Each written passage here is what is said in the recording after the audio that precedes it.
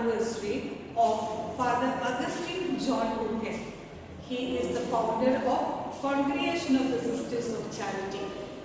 Here our students are there to share the life history of Father Augustine John Hogan. I invite our students to share their views. Thank you. The eternal God settled Hogan family in Udakalam in Punnarambil after the death of the parents of Anthapan. Anthapan moved to Parapur where he chose Chellakal Annamma as his wife. In 1880, December 18, they were both blessed with a child named John. The little John was going well with his mother's love and care. However, this love and care was not for a long time. At the age of 2, he lost his mother. The death of his mother brought into his life the feeling of loneliness, forgetfulness and abandonment. But his father took every effort with passion and love.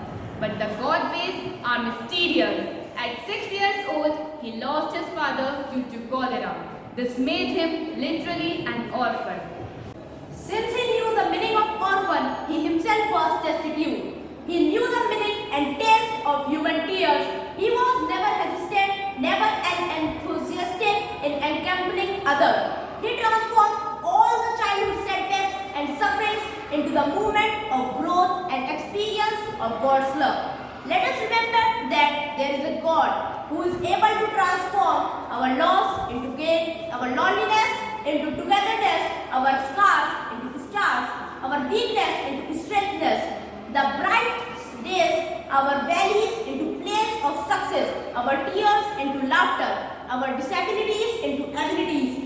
All that we need to do is acknowledge His presence in a versatile life in others.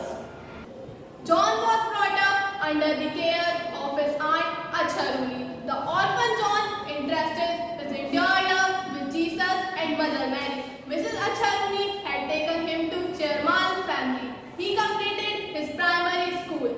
John now matured with wisdom and knowledge with the help of God and pupil.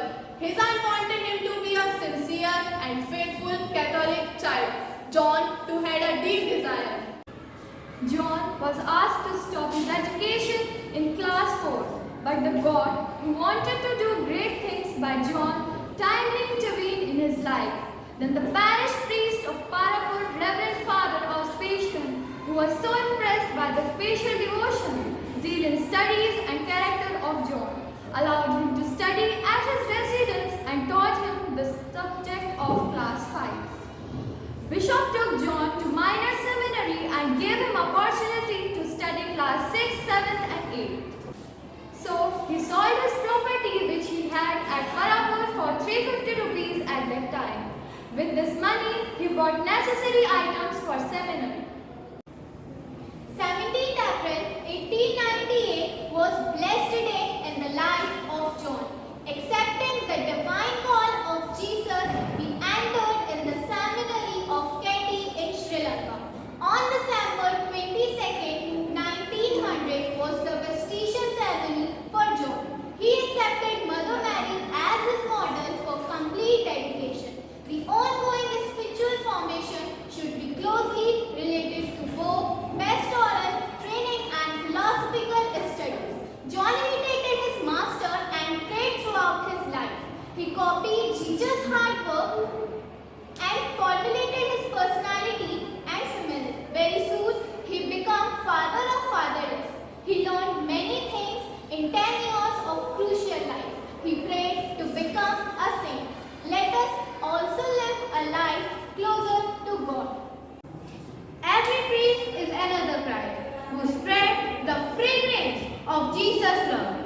During long years of John's seminary life, his greatest aim was to become another Christ. He had an ardent desire to become a priest and keep his goal in his life. On December 21, 1907, to the laying of the hands of Bishop Clement Spaghetti, John Seminarian was ordained as a priest of God.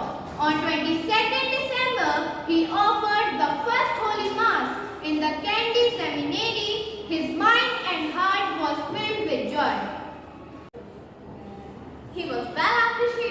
not only in his efficiency, but marvelous spiritual life and personal commitment. He enlightened in the Word of God and aspired to be accustomed to the sacraments and to grow in sacred heart and Marian devotion. He made facilities for Catholic training and trained church choir in the parishes, rectified the family disputes, and above all, stood as mediator between God and people.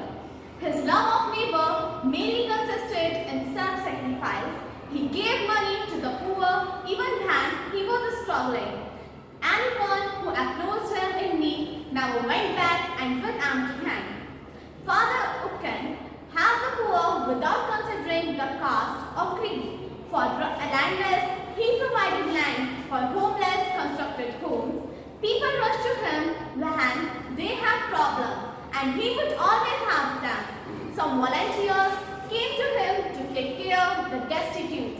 He grew special training and constructed dispensaries. He founded the Congregation of